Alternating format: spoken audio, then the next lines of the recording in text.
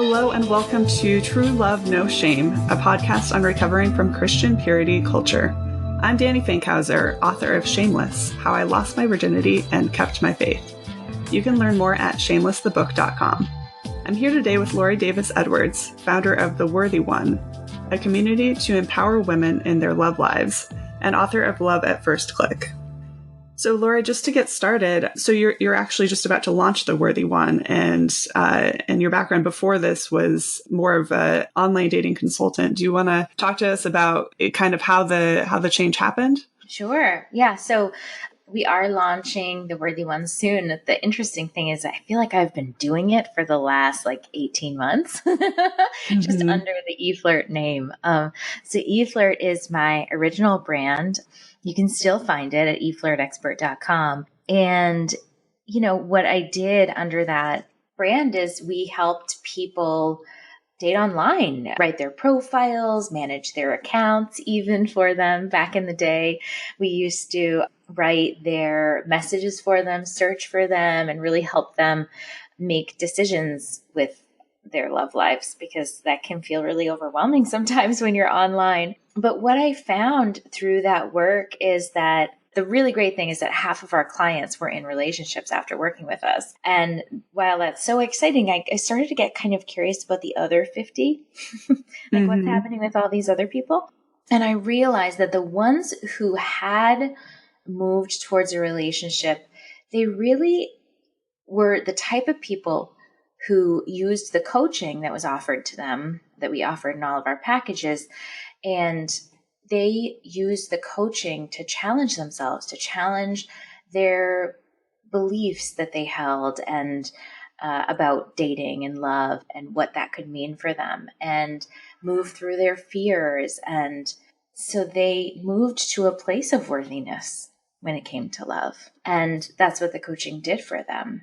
And so I started to realize that actually none of this doing everything for them really mattered at all, right? It wasn't the messages we wrote that created the change. Sure, it did end up that they met the right person through that message, right? But it wasn't that is what put them in the place of being able to receive the right relationship. That was all of the coaching.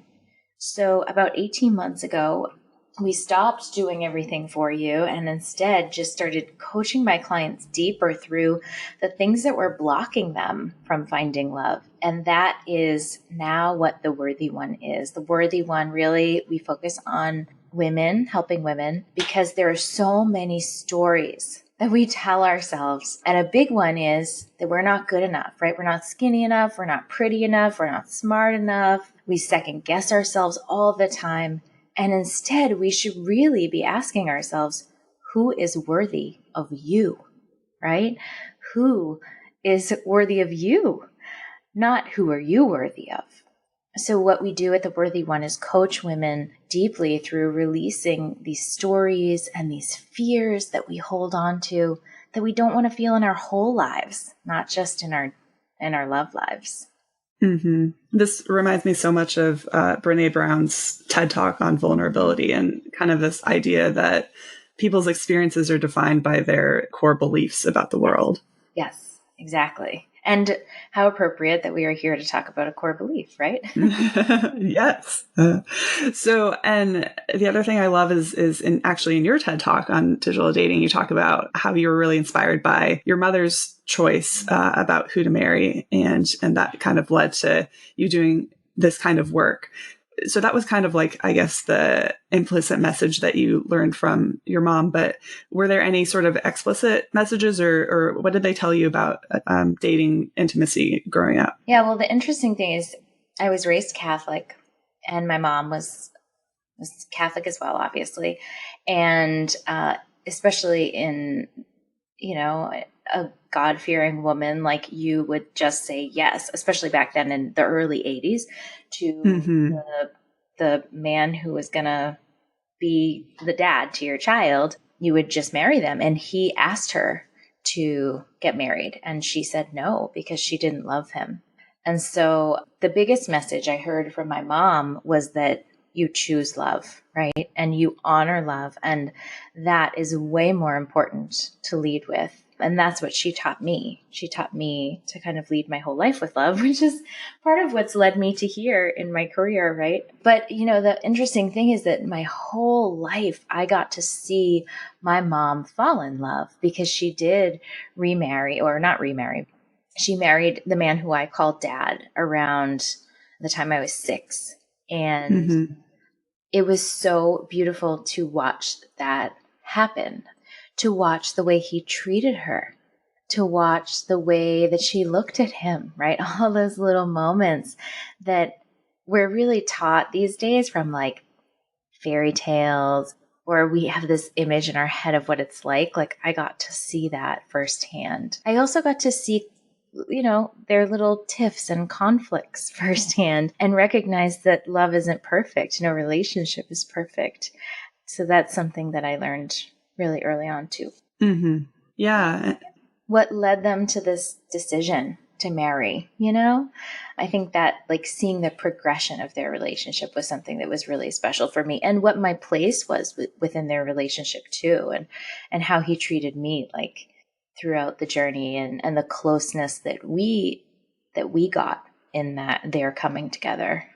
Mm-hmm. Yeah, that's so interesting because, I guess for a lot of people, you see like the 5 years in and on version of your parents' relationship, which is different than that, the falling in love kind of honeymoon phase. So that's so fascinating that you got to see that. Yeah, it was really special.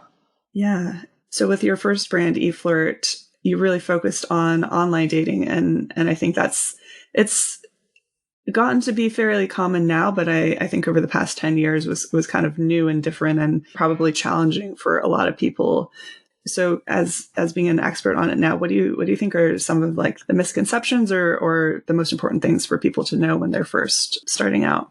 Well, speaking of choice, you're kind of forced to make all these decisions online.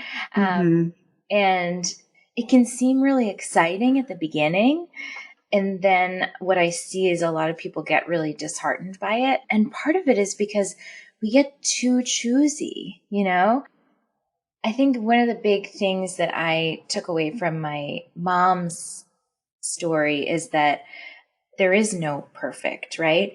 But yet in a world where we can literally click boxes and say how tall we want someone to be and how, like what level of education we want them to have and all of these things, it can start to feel like we're like building our perfect person. But we don't know what that perfect person is going to look like until you meet that person, right? So I think that's a really important thing to consider, because almost every single, I'm responsible for more than 150 marriages at this point. And almost every single one of those couples, it was not the person that they had imagined in their head. It was something different. It was something that ended up being greater, right? But when we hold this idea of what perfect is like, and we feel like we need to match that, the greater can't happen. We hold ourselves back. So as you're going through, if you're online dating, and I still teach all of my clients about online dating because it's just the way dating happens today, right? Yeah. But as you're going through and choosing, remember that first, all you're asking when you look at someone's profile is, when you see all the faces on the screen, like, are they worth a click? And then when you click in and you're reading their profile and looking at their photos, the next question is, are they worth a cocktail or a coffee? I like to say a margarita because it reminds us also that dating really should be fun. Yeah. But, I think so often when we see someone's profile, we think, is that the one? And then we're judging them against this idea we have, when really you haven't even said hello to that person yet. So how could you ever possibly know if they're the one or not? First, you have to meet them. And even then, even after your first date, the question is more like, did we have a connection? Not, is this the one for me? And I think this is especially true when you're so marriage minded, like I know most of your listeners are, because it's really easy for us to think about that like big picture goal, right? But in order to get there, we need to build a relationship with someone. And we're not necessarily going to know in that first moment or two, that first message or two, that first date or two. Yeah, I can relate to that so much. I find that I'm a much more superficial person when I'm online dating than I am in real life. It's, I don't really have a type in real life. I'm attracted to all kinds of different people, but when I'm online dating, it's like, oh, well, I want them to be this tall, or I want this or that. And in a way, it's not your fault, because the way that online dating is set up right now, unfortunately, there's no better way to do it that they've found than is currently. But you're forced to make those decisions, right? You have to, like, how tall? You have to, you have to choose these filters. But I would also encourage you to only choose the filters that are the most important to you. Mm-hmm. And one of the ways you can do that is, as you're going through your filters, you can ask yourself, is this important to me? Is education important to me? Is height important to me? Right? So that way, at least when you're choosing the filter, you have in your mind the idea that if it's not that important to you, why only click someone who has masters or above, for example, Right. So it helps you kind of frame the choices you make. Mm-hmm. Yeah. And that kind of gets into my next question about how, in church, you're kind of taught like you should only date someone who has the same religion as you. And for me, I mean, that really limited my prospects. It was just like, okay, well, of all the men in the world, like I'm limited to like people who identify with this, but at the same time, there's something to be said for shared values. So what do you find in terms of the relationships that you've seen work? Do they need to know up front if this person kind of has these shared values? I do find that while in my clients who are married, most of them, it's not the exact picture. The values are the thing that do matter. The values are the things that do sync and work. That said, like, is religion important to you in a partner? Some people would answer that like, yes, they absolutely need to practice my religion and go to church with me every week and be involved. And another is, some other people might say like, well, it's important that my partner support me in my religion, but not necessarily be there every step of the way with me. So it depends on how you answer that question on whether or not someone needs to practice your exact faith. Maybe it's important to you that someone have faith and that they be Christian, but not necessarily whatever your denomination is, for example. So I would encourage you to do like a little bit of soul searching around that. What might that look like for you? And a really interesting story to share actually is my own brother. Hopefully he won't mind me sharing this. But my brother, he wasn't particularly religious growing up. Like, we all went to 8 years of Catholic school. And so he grew up Catholic, but he wasn't like very involved, Mm-hmm. He was just kind of as involved as needed to be. And then when we got older, he like wouldn't come to mass with us, sometimes even on holidays, which is fine. It's his choice, right?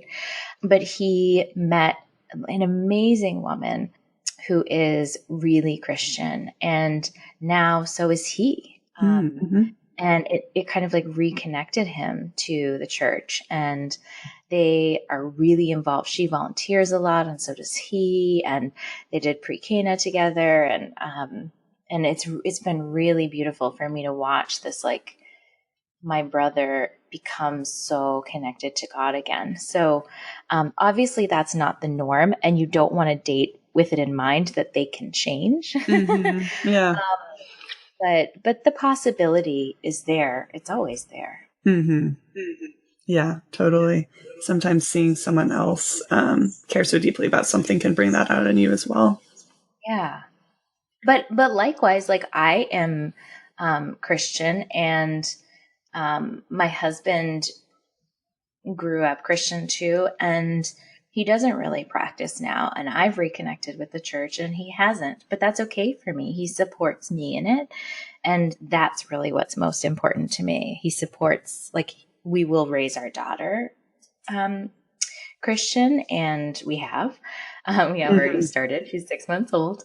But it doesn't bother me that he doesn't go to church with me every week. That's his choice, and my choice is to go. And he wants to hear about what the sermons were about and listen to my stories. And he'll go with me on holidays. So for me, that's enough. But again, it's choice. Totally. Yeah. I have some friends who are Christian who, it is really important that, that someone be able to relate to them about those things. For me personally, it's kind of like, I can't see myself dating an atheist who thinks that like believing in God is dumb or something like that. But I'm okay with someone not sharing the exact same beliefs. Yeah. So I think another piece that was difficult for me coming from kind of like the very conservative background to then kind of going out and starting to date was around flirting. And it's actually hard, especially when you're kind of taught, you're supposed to preserve as much as you can, I guess, for your future husband. And then it's kind of like, well, okay, if I'm not gonna, if I can't see this person as being my potential spouse, then I'm not even going to flirt with them. And that's kind of like the attitude I had. And so then I think later in life, it was like, oh, like how do I go from like, I see this person as attractive and we're friends, but how do I get it to the place where I show them I'm actually interested? Yeah. And here's the thing. Remember what I said earlier, dating's supposed to be fun. Yes. I think that so often when we're really trying to, I mean, really what dating is we're playing matchmaker to ourselves, right? And so you can start to ask yourself these questions like, are they the one? Is this the person God intended me to be with? And then it starts to take this heavy tone, right? And so I can see how you would feel like, well, I'm just not going to flirt with them because why would I do that if I don't see the possibility here? And then later you do, and you're like, oh no, now how do I get out of the friend zone, right? But just because you're flirting with someone doesn't mean you're doing anything wrong, right? Just like dating is supposed to be fun, so is flirting. Flirting is part of the process. And you can flirt with your friends too, right? Like it doesn't, even it doesn't necessarily, flirting, I think we think of in terms of like moving a relationship forward, but sometimes we just flirt to be kind of coy or to be like to tease someone, right? That's flirting too. And so so I think that's if you find yourself like you are, where you're kind of like, now how do I do it? So there's a flirting formula that my husband has created. So my husband is a dating coach too. And his company is called The Professional Wingman. And so he is, while my original expertise is more in online dating, his original expertise is more in offline, right? Like being in person and what that dynamic is like. And the flirting formula that he always shares is complimenting plus teasing to the power of touching. And the reason why it's to the power of touching is because just like any equation like that, when it's to the power of something, when you do that, it elevates it so much more, right? But if you're just starting out, don't worry about the touching it. Complimenting plus teasing. Right? And that's where you can start with flirting and what that looks like. And that's something, like I said, that you might also do with a friend. So it's a really easy transition. Touching is definitely more directly flirting. But I don't mean, I mean touching like maybe you're laughing and you touch their elbow, or you know what I mean? Like little tiny touches like that. Hugging someone is touching them. So any little moments like that you can create makes all of that complimenting and teasing together just so much more elevated and clearer for them that you're actually flirting too. Right. Because that's the other thing is that sometimes we want to make sure that the other person knows we're flirting, right? Yeah. And so touching is the thing that definitely is the biggest signal to someone. Totally. Yeah. And I think, just getting in the habit of practicing those behaviors makes it so much easier when you do meet someone you really like and you're terrified. I agree, because if you're not practicing it, then when you do feel like you meet someone, you're like, how do I take this from platonic to not? Like, how do I signal to them that I'm interested? So these are important skills to play around with now. Mm-hmm. Yeah. And so I like that you mentioned, you're kind of looking at your clients and who's in a relationship and who's not. And because I think the goal with a lot of people in dating is that that's what they want, they're moving towards this goal. But also what we were saying about how dating is supposed to be fun. I guess my question is, are we trying to make it too efficient, especially with online dating? And do you find that it's good for people to kind of go on a couple of dates and be like, okay, is this the right person? Is this the right person? Or do you kind of push them to really enjoy the process a bit more than that? Yeah, I know. I think that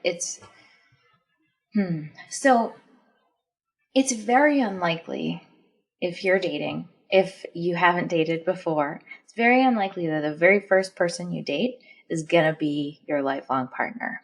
Mm-hmm. Right? It's much more common for you to date a couple of people, to have a few relationships, even if they're short, like 1 to 4 month relationships or 9-month relationship, right? It's very unlikely that the first person you commit to is going to be your wife or husband. So it is important to see what that person is like. What dating is the process of you deepening a relationship with someone so that you can understand if they're good for you in the long run. And usually there will be some moments along the way where you're like, I'm not sure about that, and I think that when you're very marriage minded, you see those moments and you're like, oh, that means it's over. That means like this must not be the right person for me. But the truth is that our brains have what's called a negativity bias. Our brains are actually programmed to see the negative things. Mm-hmm. And so almost every person I have ever helped, somewhere between like date 3 and date 5 or a couple months in, will come to me and say, I'm just not sure about this thing, right? I'm just not sure about that, or there's this and there's that and there's this, but I also like this and that and this, right? And that's our negativity bias kicking in. So get curious about whatever that thing is, rather than just saying, oh, not for me, and leaving. Get curious about it, because oftentimes what I find is that sometimes it's fear. Sometimes it's like, well, that's not what I imagined in my head. Could I really live with someone like that? Could I really marry someone like that? Mm-hmm. It may even be something that you're kind of blowing up to be bigger than it's meant to be, right? Like I don't know. I'm just not sure I can get over the fact that they chew with their mouth open. Or you would like not even believe the things that I've heard. So of course, if it's a values thing, that's a little different, right? It's something to consider. But even still, I would encourage you to get curious about that. Is it just that it's not matching the picture of what you imagined in your mind? And instead start to ask yourself, like, why that is. Why do you think that way? Because it can really change everything for you. And the reason why I keep saying the picture in our mind is that the pictures in our mind and the words that we say are what creates our reality. So if you've been telling yourself and imagining that you will, like, it's going to be really hard for you to meet someone, right? Then that's what your reality is going to become. So check in with the words that you're telling yourself in those pictures that you're creating of what life is going to be like or what life is like, because it can change your path. It can totally change your path. That's a lot of the work that we do over at The Worthy One. And what I see is when people make those shifts, literally, and also another one I hear is it's going to take a lot of time. You know, people start to work out like, well, if I were to date someone for this amount of time, first it's going to take me this amount of time to meet them. Then it's probably going to take me this amount of time to date them. Then we're probably going to be engaged for a year, and then we're going to get married. And then we're probably going to want to have a year before we have a baby. And so, oh my God, it's going to take me all this time, you know? I've done that exact thing in my head. It's so common.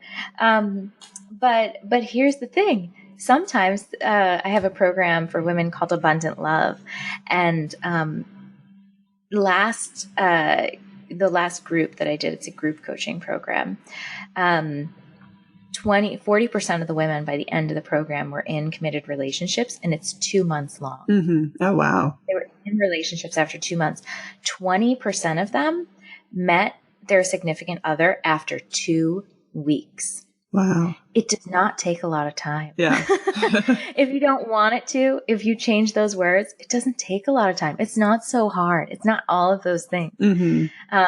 So that's really why it's like the most important thing is for you to take a look at what you're saying about dating and love and what images you're creating around that and create the reality you want.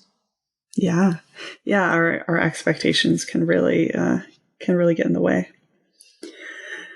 So one thing that actually surprised me a lot when I started online dating was also kind of when I started being open to date people who weren't also Christians or from church or that kind of thing. And one of my fears going in was like, oh, well, if I go on a date with a non-Christian, they're going to want to like sleep with me on the first date. And like, I just like all my friends were Christian. So I really didn't know what like the etiquette or the expectations were. And so I was really surprised to find that that wasn't the case at all. And that, there was a lot of room for, everyone to say what they wanted to do and that there wasn't, a right way. So I guess, what do you find? Do you find that there are any norms around that in today's kind of dating culture? And then secondly, how does someone decide what's right for them and then also communicate that? I don't really find that there are norms. I think there are all these ideas that there are norms. Like you'll hear people say all the time, like the 3-date rule, like, by the 3rd date, like, if I don't have sex with him, he's not going to see me anymore. None of that stuff is true.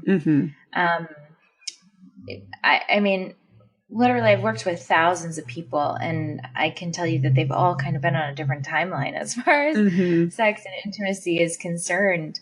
And it was no indication of how fast or slow they went that they ended up married either. But I do think it's important for you to decide what's right for you. And to be honest, it's something that you can think about now, but until you meet the next person who you're considering having sex with or being intimate with in any way, you won't know really what that looks like. Because it's going to be about the person and the connection that you guys have. And when you create these hard and fast rules, like the 3rd date or 3 months or however long it is, that you might meet someone and that might change. You might feel like I need more time. And that's okay. But what is most important is that you communicate to the other person, what you're comfortable with. It's okay to tell someone you want to go slow. It's okay to not be ready when they're ready. Something I've been learning a lot about over the last 18 months is men. Uh-huh. Even though I focus on women now, I've always worked with women and men, but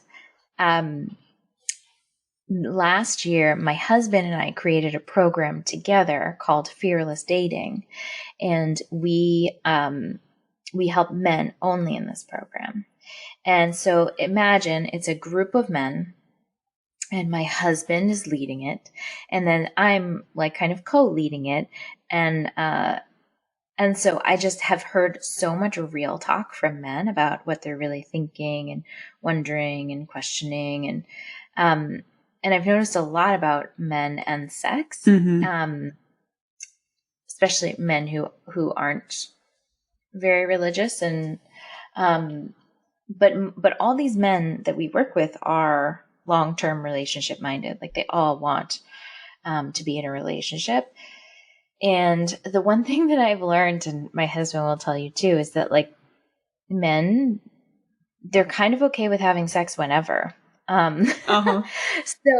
So it's most likely that as a woman, they're probably going to be ready before you are. And one thing that's really important if you're going to say you're not ready, because probably you're not going to be when he is, that he hears no, not now, not no, never. So for example, if you're having the conversation and you're just like, I just really need to take things slow, I'm not there yet. Sometimes he can hear no, never. So you need to follow that up with saying, but I'm sure that when we do, it's going to be amazing. You need to like give him the hope. Let him see that you are thinking about that too, even though you're not ready. Mm-hmm. Yeah, that's so interesting. It's a really good tip. Yeah. Cool. Well, before we close, is there one last takeaway that you think a former conservative should know about dating online or offline? I mean, I think the biggest thing is that this should all be fun. Like this process of finding a partner should be so joyful to you. And I know that it can get stressful, and I know that it can feel so hard, right? But where is the joy for you? What feels joyful? And you can even choose the way that you meet people. You can start as simple as that. Like, it's funny because I spent almost a decade teaching people how to date online. And these days I would tell you that online might not be the first place that you want to go. And the reason is because there's so many different ways you can meet someone. You can meet them at church. You can meet them at an event. You can meet them through friends. You can meet them at a bar. Like you can meet them at the grocery store. And sure, you can meet them at singles events. And sure, you can meet them online, right? But sometimes online can be the most intimidating place to go. And in order to create momentum in your dating life, that thing that's going to move you towards the right person, you need to start at the place that's going to feel the best. So where feels the best? Where would feel the most joyful for you to start dating? Maybe it is church, right? Maybe you're open to other ways of meeting someone, but starting a church seems like it could just be the easiest right now, the most joyful right now. So do that one thing. And then probably at some point you're going to start to feel like, well, I've met a lot of these people. So now where, Yeah. And then you can expand, right? But now your feet are wet. Now you've started to create this movement so that you can get into momentum so that you meet the right person. Yeah. Yeah, I like that. It's the idea of practice and not, waiting till you meet the perfect person and then suddenly like trying to make a move. Thank you so much for joining me, Laurie, and thank you all for listening to True Love No Shame. Be sure to check out theworthyone.com, and we'll be back soon with more.